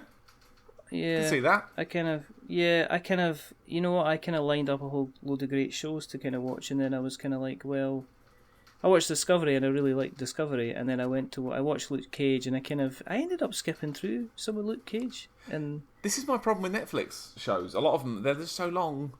They're just so long, and I don't have the energy to watch that sort of thing. I usually watch, when we get home from work, we'll put the telly on and we'll watch something on Netflix or Crunchyroll for the anime quite a lot these days. Yeah. Like... We've been watching some really good stuff on Crunchy. Food Wars, otherwise known as Shokugeki no Soma. Oh my god, Food Wars is one of the best shows I've seen in a very long time, and it's about a cooking school. I need to watch it because I got my son a sub for Crunchyroll because he said, I said, what do you want for your birthday? And he went, I don't know. I said, I could buy you some shit. And he went, no, Dad, could you buy me something else? I went, I could get you a subscription to Crunchyroll and just pay it for you on a month-by-month basis. And he went, I'll take that then. So, of course, all that means is that I have accidentally now got Crunchyroll on my PlayStation 4 and can watch all the stuff on there as well, which is kind of nice. Oh my! We'll have a separate chat when we're finished recording because there's so much I need to recommend to you. Oh my goodness! Oh my goodness! You need to send that through to me. One of us. I know, but I've also been reading Miss Marvel. Ooh. Which is quite good. Yeah. Which is, it's really kind of different. It's kind of like, I was kind of reading Batman. I went, I'll read Batman. Yeah, Batman's my comfort blanket because I was like a pure Batman fiend during the kind of the 90s from the 90s kind of for the 10 years. And then I kind of walked away from it. And then I'm kind of back again, kind of reading stuff. And that's why I've kind of read Batman Metal and went, okay, fine. And then read White Knight and went, oh. But now I'm also looking at Loki, Agent of Asgard, which is really strange. Yeah. But I'm not going to talk about that anymore. It's good fun. But if it's kind of like really kind of got back into... As I say, Netflix, I'm kind of getting a bit bored because I've not got the time to invest in watching an entire series of 13 episodes of a program only to discover that 7 of them are filler. Yeah. Is that cruel? And they're all an hour long. Yeah, and it's kind of like Again, here's a good one on Netflix: The Good Place. Really well put together, really well paced, really fun. So, oh my goodness, we devoured that in about 2 weeks. Oh, what a show! So I've been. But it's the rare one-off in a sea of long. I've heard other people talking about other things like the Santa Clara diet and stuff like that, and then there's the old things, and I'm just kind of like, I don't want to sit in front. Do you know what it is? I've got quite a low attention span sometimes, and I'm aware that I've got other things to do constantly. I've got a to-do list about a mile long of other things that I need to be doing, and then I sit and I get restless if I'm watching a Netflix show because I think you're just putting script at me for the sake of having script, and I don't see character development. And I know you've just put, as I say, it's like 7 out of 13, and I'm just like, I don't want 7 out of 13. Give me 7 shows, and just then,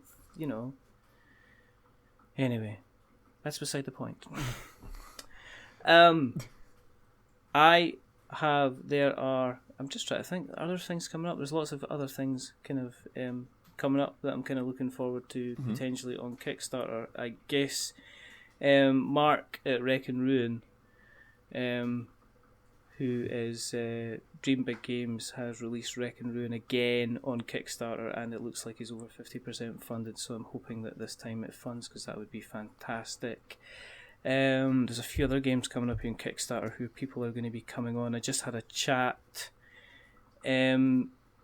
recently with Joseph Chen, who has got Fantastic Factories, which is out on Kickstarter just now, so that is all. I was looking at that before I got on. I've just spoken to him, and he's an absolutely fantastic chat. And we had a chat, and he had a really good chat. And the game looks like it's an awful lot of fun, and it's funding kind of really, really well. And it's also ridiculously inexpensive considering it to the dollar down to the pound. It's going to be about 23 quid. It's not bad. Well, compared to what you would get with your big box games, it's it kind of. We obviously can't put an endorsement out there. We're definitely saying at the moment. We can't do that, but I just finished chatting to him, and he's just like a really, really top guy, and we had a really, really good chat, and we started actually talking about his game 51 minutes into the conversation, which is I think a new personal best for going off on different tangents. No, but we have lots of content. I think we should draw. I think probably I need to thank you for coming on, sir. You don't need to thank me. You have been marvellous and wonderful and just caused lots of wows everywhere. I just have this wherever I go. That's what you get when you're viral like I am. I'm viral as well. Yeah. We've got a viral tweet. We've viraled. We're just vile. Vile bloods. Where can we find you on the internet webs? You just shouldn't. You really shouldn't. You can find me. You can find me on the Twitter, which is pretty much the only social network that I use. What's Instagram? You can find me there at Paddy Stardust, where I will be posting things about Dark Souls Remaster, because I'm playing that at the moment. Anything that takes my fancy. Any new weird videos we put up, I tend to put up there as well. And of course, anything to do with the podcast, which is called Twin Humanities. You can find that on the Twitter at Twin Humanities, which I do with my lovely friend CJ, where we talk about the Dark Souls.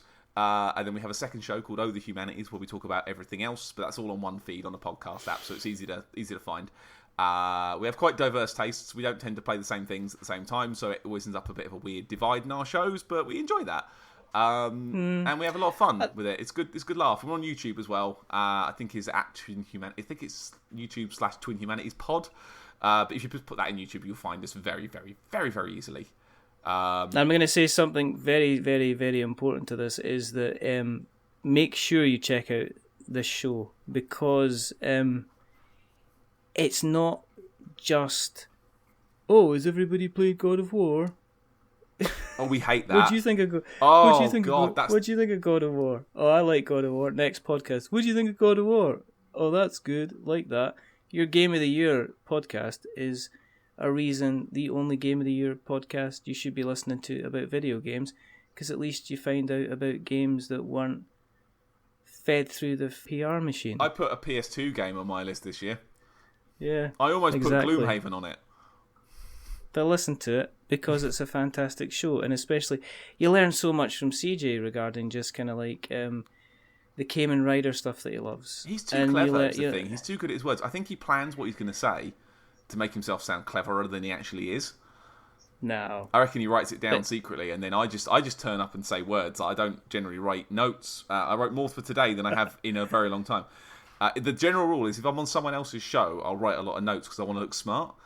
When I went on Sound of Play, the Kane and Rince music one, I was on that quite early. I wrote about 6 dense pages of notes just to make sure I'd sound clever. But yeah, no, I love recording with CJ. He's way smarter than I am, and we always have fun. Yeah, and it's definitely worth a listen. And it's worth stop now, pause the podcast, go and find Twin Humanities. Good time to jump on, because E3 in about 2 weeks, and traditionally, every E3, we, with James Carter from Kane and Rince, always joins us, we tend to record, I think last year it was 14 hours worth of podcast about E3. It's all good. It's a lot. It was a lot. You've got your holidays coming up, and you've got a beach kind of thing. You're just going to be wrecking about, maybe working on your garden. You've got 14 hours to spare, then jump on and listen to it, because that's what we're saying. Baseless speculation for 14 hours. Just jump on. It's fantastic. It's always a good time, and it doesn't feel like 14 hours. It does by the time I finish editing it, but it never feels like it when we're recording it. So, and we split it up. It's not one pod. We do like one show, then another show, then another show. So we're not that silly. Very, very, very good indeed. If you want to keep an eye on what we're up to, go to Google, search We're Not Wizards. You'll find us. Twitter, Facebook, stuff, things, places. We put the links on everywhere. You can check them out, and we appreciate every single person that has recently been downloading and listening and getting in contact with us and saying hello, and you're all fabulous and wonderful, and we really appreciate everybody who decides to support us, because just reaching out and saying hello to somebody is a very, very cool thing to do if they're a content creator. I just love it. Makes me smile and happy. Those nice comments are the best thing, aren't they? When someone just says, "Oh, I like what that was," and you go, "Damn it, yeah." Just had some really nice people just rock up and say, "Oh, I really, really enjoy listening," and you no idea what that means. Especially when there's someone that's not got any followers that or just a friend of a friend of a friend you've not known. When it's someone who's in the circle, it's one thing. When it's someone you've never met before, reaching out, that's just nice. That's golden. You can't do much better than that, And as we say, go to Apple Podcasts, do the thing. If you listen, do you know what? If people listen and actually listen all the way through, that's cool. I like that. With the listening now, they've kind of almost done that. I know. Do it again. We like you very much. Give yourself a hug. Here's your advice for the next episode of We're Not Wizards. Do that, what you did here, with that one. Again. In fact, no. If you can just download this one again, and then again and again, and do it 5 times. You can just download it and delete it. I'd quite like to win that top downloads list. So if you can just cheat and just really let's just really go for it. I mean, take an hour out of your day and just download and delete and download, delete and download, delete. Get a couple of devices going as well. Get your laptop, get your phone, get your tablet, and just go. I want to destroy this. You want that top 10 place so badly, don't you? I want the dinosaur trophy. You want the pinky that looks like a leg. Maybe that's what I should put on the dinosaur. That would be so amazing. And they're like, "What's this mean?" It's quite involved. Okay. It's just you have to listen to episode 182 to find out. 182? Do you believe that I've done 182 episodes? It's flown past so quick. I mean, blink and you'll miss it, eh? It's like a factory farm. It's ridiculous. See what I did? It's gonna be 185, 189. No, it's got to be 182 now. It's got it's like a reverse timer on a bomb. We're reaching back into the past, to the beginning of the dawn of time. Listen, thank you very much for coming on. Oh, it's a pleasure, Mr. Smith. as always. Is this the most guest visits at this point? I'm on 4. Has anyone got more than me? No. Yeah. Yes, dinosaur champ. You can come back on again. It's all fine. Oh, come on, next week we'll do it again. Just really cement my lead. Oh, dear. No, thanks for having me on. This has been very, very, very, very fun. It doesn't feel as late as it is, and that's the sign of a good chat. It's a sign of a most excellent chat. There's only 2 more things to do. The first thing is to remember that we are many things, but we're not wizards. Are we wizards? Mostly not. That'll do. I'll accept that off you. And the second thing is to say goodbye. So it's a goodbye from the rather wonderful, the fantastic, the amazing, the light at the end of many tunnels, the Auburn one bro warrior. That is Mr. Paddy. These verbal blowjobs are so good for my ego. Thank you. Goodbye from me. And again, that's our explicit rating. Wrecked on iTunes. So, and it's a goodbye from me. Remember, stay safe, roll 6s, and be a bunch of groovy fuckers. Until next time. Goodbye. It's really going for it at the end there. I couldn't say